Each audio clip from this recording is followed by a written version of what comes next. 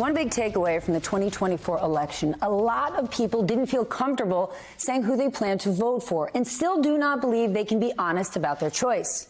But until we can do that, there is no way we can bridge the divide that keeps us from talking to one another. I'm so excited for this conversation. Joining me now, my friend Tim Shriver, the founder of Unite, a group focused on bridging the political divide. He's also the co-creator of the Dignity Index, an 8-point scale that measures how we talk to one another when we disagree. There's never a better time to talk to you, and I'm glad you're here.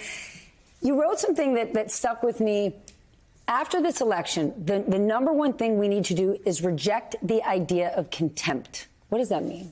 Well, I think we're living in a culture of contempt, and politics is one of the primary purveyors of contempt. So we're all stuck thinking that the only way to get something done, to advocate for our position, is to hate or dehumanize the people on the other side of an issue.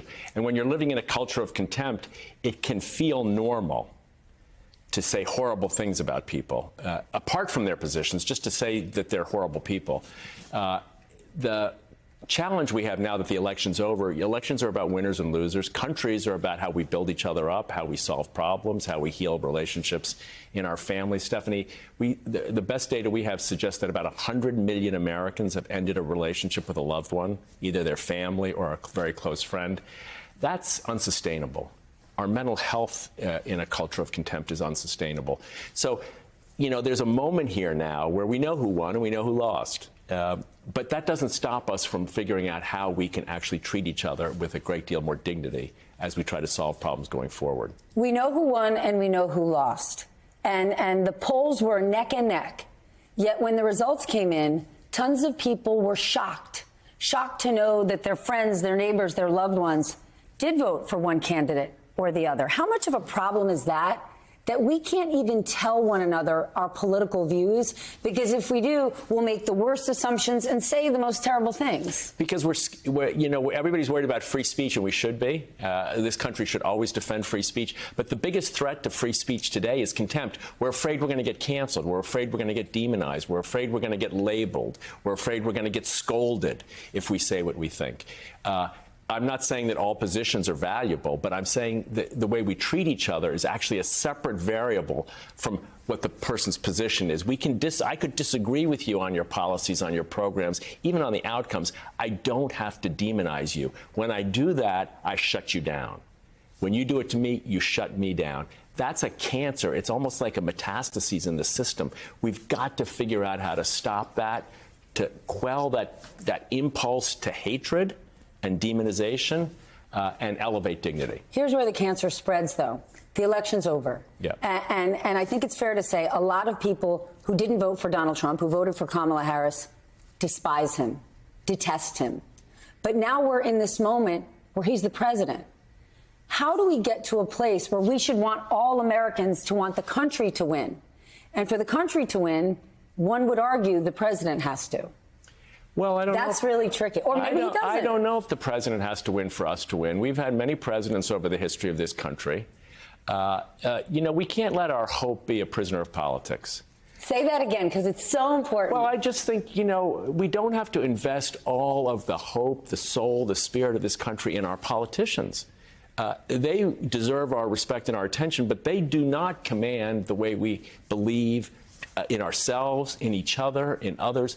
This country has a great tradition of citizen activism, some of the greatest social change movements in this country were not led by politicians. They were led by citizens. They were led by faith leaders, civic leaders, cultural leaders, artists, creatives. Why do we give our hope, the most tender part of our soul, if you will, why do we give that away to a political election? They don't deserve it right now. Honestly, they don't deserve the spirit that we need to change the country. I don't care how progressive or how conservative you are. You've got hopes and dreams for the country. Yeah. Don't give them away to someone else. Bring them back to life and trust yourself and trust others. Just a little bit. Maybe just baby steps would get us on the right foot. Okay, then I'm going to give you a difficult, practical one. Because people are watching you and I saying, yeah, I'm so mad at this family member. I'm so mad at this colleague, I can't look at them. Members of your own family spoke out against Robert Kennedy when he was running for president and said, this is a bad idea, don't vote for him, and said a lot of negative things in their view as a public service, right? Yeah. And now Donald Trump is looking to make him HHS secretary. What do you do with that? What do you say to him? Well, I think there's That's two your things. Family. First of all, if you're feeling despondent and and beaten down, that's okay.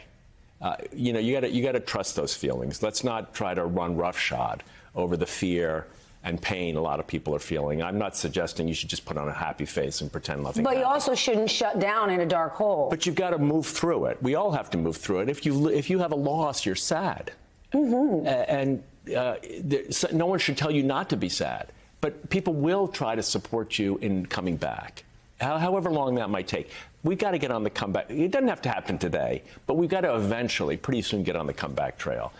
With respect to my family, look, I hope what everyone heard was many members of my family do not agree with my cousin Bobby's points of view. I don't agree. I've been in conversations with Bobby for 10 years about health issues. We agree on some, we don't agree on others. But I don't think you heard anyone say that Bobby was a bad human being. I don't think you heard anyone say that Bobby should be treated with contempt. I don't think so. And I certainly don't believe that. And so people say to me, well, if he moves to Washington, you're inviting him over to your house? Absolutely. He's my cousin. His mom just died. We have a whole life in common. I don't agree with a lot of what he's doing right now politically, but I'm not giving away my family to politics.